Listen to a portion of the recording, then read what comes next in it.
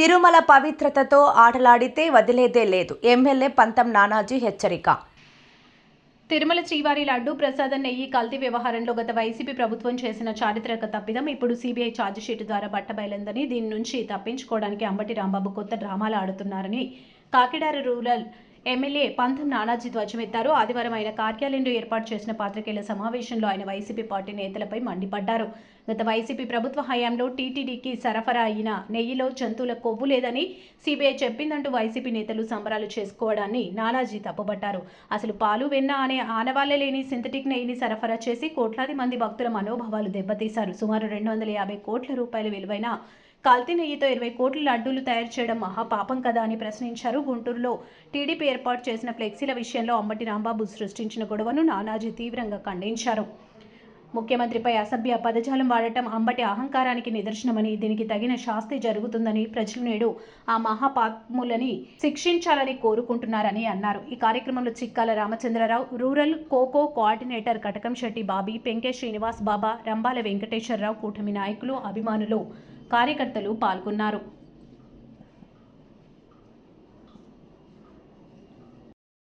నిన్న జరిగిన కొంతమంది ప్రజలు ఇంటి మీద దాడి చేసిన తర్వాత ఎప్పుడైతే గౌరవ ముఖ్యమంత్రి అన్ని వడ్డిస్తున్నటువంటి ముఖ్యమంత్రిని అలా మాట్లాడిన తర్వాత ఎప్పుడైతే ప్రజలు మీరందరూ చాలా మంది కార్యకర్తలను రాస్తున్నారు టీవీలో గట్రా తెలుగుదేశం నాయకులు చెప్తారు కాదు అక్కడ వెళ్ళి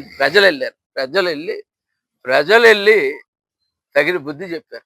నన్ను అరెస్ట్ చేయ బాబోయ్ అని చెప్పి అరెస్ట్ చేసుకుని లోనకు పారిపోయాడు. కాబట్టి మాకు అర్థమైంది ఏంటంటే, ఊళ్ళో ఉన్న ఎదవకు కూడా చెప్తా ఉన్నాను, మాకు అర్థమైంది ఏంటంటే ప్రజలు మా నుంచి ఇవన్నీ కాకుండా ఇంకోటి ఏదో కోరుకుంటా ఉన్నారు. అది ఏంటంటే ఈ కుక్కలకి తగిన శాస్తి జరిపాలని చెప్పి కోరుకుంటా ఉన్నారు. కాబట్టి ఈ యాక్షన్ బెటర్ అని చెప్పి మేము కూడా ఒక ఆలోచనకి రావడం జరిగింది.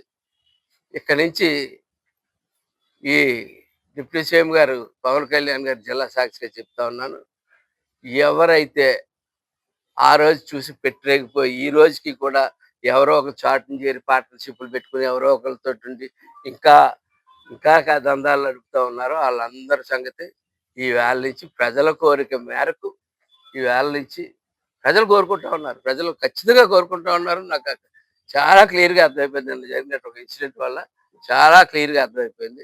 ప్రజల కోరిక మేరకే మేము ముందుకు వెళ్తామని చెప్పి చెప్తా ఉన్నాను. ఈ యదవ చెప్తా ఉన్నాడు, నేను అనలేదు, తెలుగుదేశం కార్యకర్తలు అన్నాను, చంద్రబాబు నాయుడు గారు పిచ్చి యదవ. చంద్రబాబు నాయుడు అన్నా కార్యకర్తలన్నా చంద్రబాబు నాయుడుకి ఒకటేరా, ఎందుకంటే అలా కాబట్టి 35-40 సంవత్సరాల నుంచి పార్టీ నడపగలుగుతున్నాడు. అది గుర్తుపెట్టుకోమని చెప్పి తెలియజేస్తాను. అలాగే పవన్ కళ్యాణ్ అన్నా, నన్నన్నా, ఈ మురళీనన్నా, ఎవరినన్నా సరే పవన్ కళ్యాణ్ అన్నట్టుగానే పవన్ కళ్యాణ్ తీసుకుంటారు. కాబట్టి అంత తక్కువ ఈ జంతు కొవ్వు ఇది వాడారు అని చెప్పి పూర్తిగా అందరికీ తెలిసింది. సుప్రీంకోర్టు వరకు ఈరోజు తేలిన వెంటనే వీళ్ళందరూ కూడా గుమ్మడికాయలు దొంగ ఎవరంటే భుజాలు తడుకున్నట్టు ప్రతి ఒక్కరూ కూడా దీనికి విరుద్ధంగా మాట్లాడి ఇందాక మా ఎమ్మెల్యే గారు చెప్పినట్టు డైవర్షన్ పాలిటిక్స్ మొదలుపెట్టారు. ఈ డైవర్షన్ పాలిటిక్స్లో అంబటి రాంబాబు గారు మరి చంద్రబాబు నాయుడు గారిని అంతని మాట్లాడినారు. చంద్రబాబు నాయుడు గారి అనుభవం ముందు అంబటి రాంబాబు బోట్లో ఇసుకలాటోడు కూడా కాదు అని చెప్పి మీకు తెలియజేస్తున్నాను. అంబటి రాంబాబు గారు నాయకుడు, పెద్ద నాయకుడేం కాదు, పెద్ద కాపు నాయకుడు కూడా కాదు. 1989లో ఒకసారి నెగ్గారు, 2019లో ఒకసారి నెగ్గారు. మధ్యలో 30 సంవత్సరాలు ప్రజలు నిన్ను వంక చూడలేదు అని చెప్పి ఇక్కడ ఉన్న వారందరికీ కూడా నేను తెలియజేస్తున్నాను.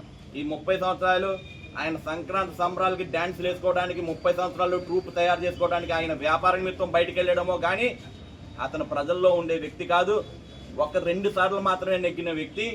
చంద్రబాబు నాయుడు గారు రాష్ట్రంలో అత్యంతంగా సార్లు నెగ్గినటువంటి చంద్రబాబు నాయుడు గారు మహానాయకుడు. చంద్రబాబు నాయుడు గారు ఆయన్ని పట్టుకుని అంటే చంద్రబాబు నాయుడు గారు అభివృద్ధి విషయంలో ముందుకు వెళ్తారు, ఇవన్నీ పట్టించుకోరు అనుకుంటున్నారేమో.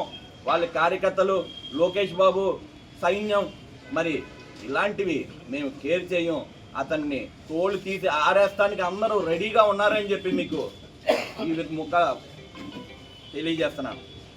దయచేసి తిరుమల తిరుపతి లడ్డు విషయం పక్కా తేలినందుకు వాళ్ళు పాప విమోచన కింద మోకాళ్ళతోటి తిరుపతి మెట్లు ఎక్కి పాప విమోచన చేసుకోకుండా ఇలాంటి డైవర్షన్ పాలిటిక్స్ చేస్తే మాత్రం ఎవరూ ఊరుకునేది లేదు అని చెప్పి ప్రత్యేకంగా మీకు తెలియజేస్తున్నాం. మీరు దొంగలు అని చెప్పి తేలింది.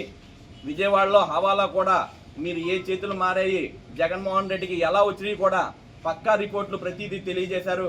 అందువలన దొంగలకి విజ్ఞప్తి చేస్తున్నాం, దొంగలు దొరికారు, మీరు డైవర్షన్ పాలిటిక్స్ చేయకండి.